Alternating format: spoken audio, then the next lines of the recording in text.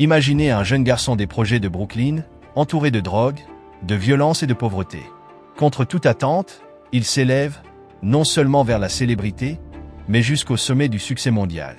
Aujourd'hui, Jeji n'est pas seulement un rappeur. Il est un milliardaire, un magnate des affaires et une icône culturelle. Pourtant, derrière les paillettes se cache une psychologie complexe façonnée par l'ambition, la résilience, mais aussi par la controverse et l'obscurité. L'histoire de Jeji est celle de la dualité. Un homme célébré pour son génie, mais scruté pour ses contradictions. Et récemment, certains aspects particulièrement sombres ont émergé. Il y a une accusation concernant Jeji et Diddy. Quelles forces psychologiques leur permettent de naviguer entre scandale, réinvention et pouvoir? Avant les salles de conseil et les contrats à $1 milliard, Jeji était Sean Carter, un gamin naviguant dans les dures réalités des projets de Marcy à Brooklyn dans les années 1980. La violence était une compagne constante, et survivre signifiait souvent s'adapter à un monde où les règles étaient improvisées. Dans ses propres mots, « Je viens de là où les coups de marteau résonnent, où les caméras de presse ne viennent jamais ». Ses premières années étaient définies par le besoin de sécurité et de repas sur la table, reflétant les niveaux les plus bas de la hiérarchie des besoins de Maslow. Des besoins physiologiques comme la nourriture et la sécurité. Le trafic de drogue est devenu non seulement un moyen de survie, mais un terrain où ses instincts naturels d'entrepreneur ont commencé à briller. Sean n'était pas juste un autre dealer, il était stratégique, calculant les risques et les récompenses comme un joueur d'échecs. Mais la rue n'était pas seulement un terrain d'entraînement pour l'ambition, elle laissait aussi des cicatrices. Grandir dans un environnement où la violence résolvait les problèmes et où la loyauté était transactionnelle a conduit Sean à développer un état d'esprit qui valorisait le contrôle et la résilience. Ces traits lui seraient utiles plus tard dans les affaires, mais ils ont aussi mené à des compromis moraux. Il a parlé de ses débuts en tant que dealer de drogue dans les rues de New York. Il a dit « Je connais les budgets. J'étais un dealer de drogue.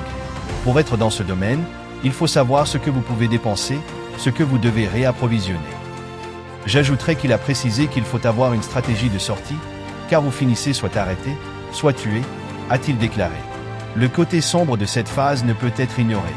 Comme Jeji l'a dit plus tard dans sa chanson Regret, il a tout vendu, de la cocaïne au pavot. Je ne vais pas prétendre que le trafic de drogue n'existe pas dans tous les quartiers du monde. Cependant, cela développe une mentalité tordue.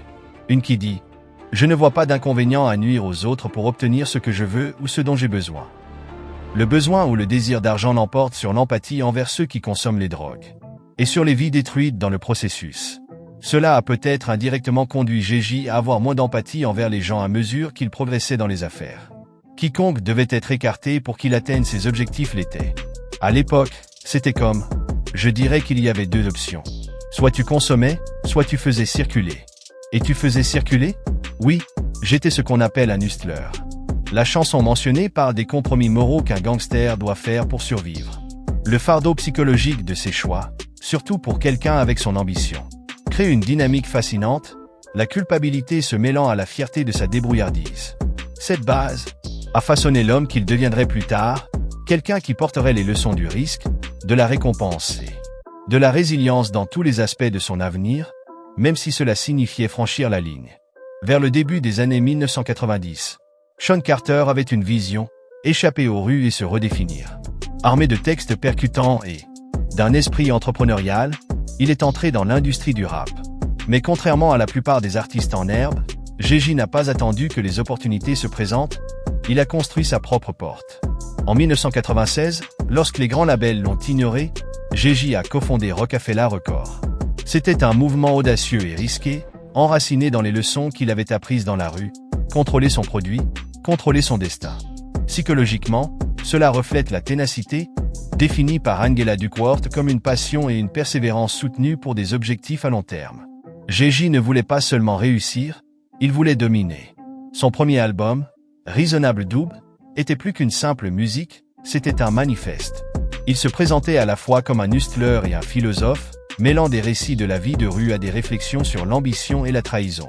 Cette dualité a résonné avec les auditeurs, cimentant sa réputation d'artiste complexe et multifacette.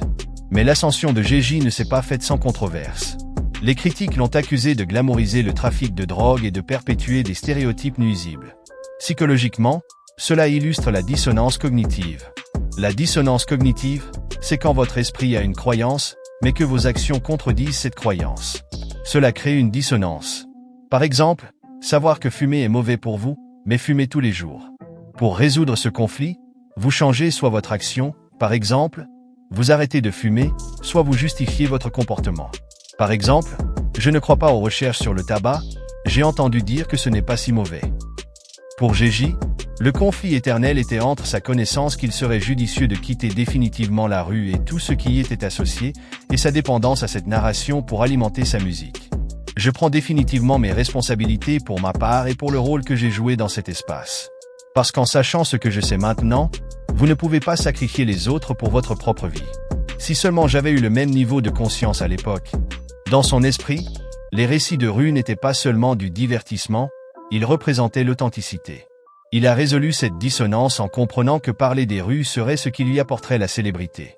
Ceux issus de ces milieux cherchaient quelque chose avec lequel s'identifier, tandis que ceux qui n'en venaient pas voulaient un aperçu de cette vie. Et ici, en Arizona, l'État qui a essayé de bannir la fête de Martin Luther King, les adolescents blancs des banlieues, comme on dit dans le monde du rap, se mettent dans le groove. À mesure que sa renommée grandissait, sa compréhension du milieu grandissait aussi. Il n'était même pas le rappeur le plus talentueux. Il est unanimement reconnu qu'il a perdu son duel avec Nas, après leur clash entre 1998 et 2001. Cependant, Gégis finirait par devenir le plus riche des deux, et c'est parce qu'il comprenait les affaires. Comme il le dirait lui-même, « Je ne suis pas un homme d'affaires, je suis une entreprise, mec ». Sachant que la musique n'était qu'une partie du marketing, il avait d'autres idées en tête. Mais tout en accumulant son pouvoir, il aurait pu cacher quelque chose de plus sombre en arrière-plan. Au début des années 2000, Gégis avait atteint ce que beaucoup ne faisaient que rêver, une place au sommet de la hiérarchie du hip-hop. Cependant, l'une des premières et des plus choquantes controverses s'est produite en 1999. Lorsque Gégis a été accusé d'avoir poignardé le producteur Lance Rivera au sujet d'allégations de piratage. Je me suis retrouvé entouré par plusieurs personnes, et j'ai fini par être poignardé. Est-ce que Gégis était celui qui vous a effectivement poignardé? Bien qu'ils en aient discuté en privé et que les charges n'aient jamais été retenues, cet incident a peint un portrait plus sombre de celui qui allait devenir un magnate. Psychologiquement, si ce moment s'est produit, il révélerait des traits associés au machiavélisme, une composante de la théorie de la triade noire, marquant une volonté de prendre des mesures extrêmes lorsque ses intérêts étaient menacés. Entre cette année-là et la suivante, un Gégis de 30 ans rencontrerait une Beyoncé alors âgée de 19 ans. Et ils commenceraient à sortir ensemble en 2001. Bien que l'écart d'âge ait soulevé des sourcils, un écart encore plus grand est apparu dans des allégations récentes. Aujourd'hui, nous recevons de nouvelles informations concernant l'une des nombreuses célébrités associées à P. Diddy au fil des années, Gégis, qui est maintenant accusé dans une plainte civile d'avoir violé une jeune fille de 13 ans lors d'une after-party avec P. Diddy. Gégis a bien sûr nié ces accusations, mais les actes sombres et atroces impliquant Diddy au fil des ans ont récemment été révélés, et un homme qui a souvent été à ses côtés durant cette période était M. Sean Carter lui-même.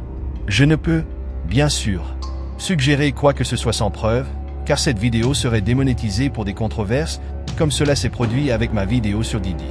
Mais je dirais simplement que Gégis savait probablement ce qui se passait, car les oiseaux du même plumage volent ensemble. Plus tard, dans sa vie personnelle, Gégis a fait face à une autre controverse. Il a été largement médiatisé, qu'il avait trompé Beyoncé pendant leur mariage, comme cela a été révélé dans son album Lemonade.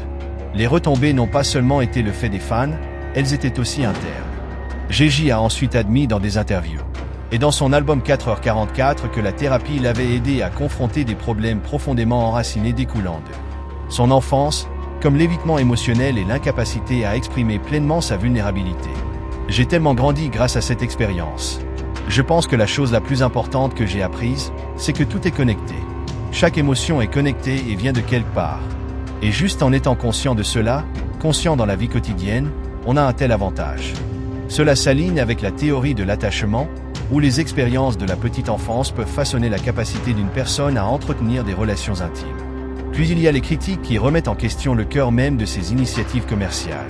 Qu'il s'agisse du lancement de l'application musicale Tidal ou de son partenariat avec la NFL. Beaucoup l'ont accusé de privilégier son gain personnel au détriment du bien collectif. L'accord avec la NFL, en particulier, a été controversé. Gégis l'a présenté comme une étape vers une réforme systémique, mais les gens ont questionné ses motivations. Surtout dans le contexte des protestations de Colin Kaepernick. Cela reflète à nouveau une dissonance cognitive dans la perception publique.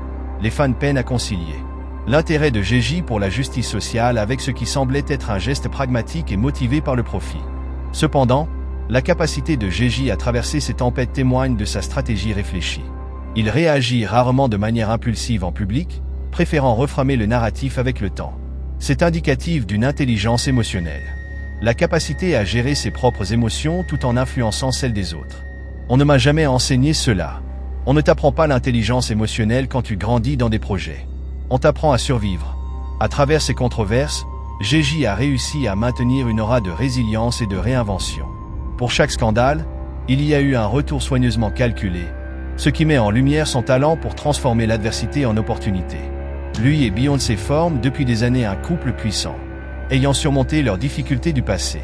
Cependant, à la lumière des controverses entourant Diddy, beaucoup d'yeux sont rivés sur eux en raison de leur proximité avec cet homme. Et avec ces nouvelles allégations, il faudra beaucoup pour surmonter celles-ci. L'histoire de Géji ne porte pas seulement sur son succès personnel, mais aussi sur l'effet d'entraînement de ses actions sur la culture, les affaires et la société. Alors qu'il a atteint des sommets inimaginables, il a embrassé son rôle de leader et de symbole de possibilités pour les autres. Ses efforts philanthropiques reflètent ce changement. Du financement de batailles judiciaires pour des réformes de justice sociale à la création de bourses pour des jeunes défavorisés. Les investissements de Géji dans la communauté montrent son adhésion à la théorie du leadership transformationnel. Il ne se contente pas de réussir pour lui-même. Il travaille à inspirer et élever les autres, particulièrement au sein des communautés marginalisées. Prenez son initiative Reform Alliance, qui vise à réformer le système judiciaire pénal. Ce travail est personnel pour Géji, enraciné dans les expériences de ceux avec qui il a grandi. Son plaidoyer s'aligne sur la théorie de la croissance post-traumatique, qui suggère que les individus ayant surmonté l'adversité peuvent canaliser leur lutte en un changement significatif pour les autres. Au-delà de la philanthropie, l'influence de Géji sur la culture hip-hop et les affaires est incommensurable. Il a redéfini l'archétype du rappeur, non seulement comme un artiste mais comme un entrepreneur, un investisseur et un magnate. Sa vie incarne les principes de la théorie de l'autodétermination, montrant comment l'autonomie, la compétence et la connexion peuvent motiver des réalisations à une échelle monumentale. L'héritage de Géji est empreint de dualité. C'est un homme qui a commis des erreurs et fait face à des critiques, mais il est aussi un phare de possibilités. Son histoire pourrait résonner pendant des générations. Mais si des vérités plus sombres venaient à être révélées, il pourrait avoir plus qu'un problème parmi les 99.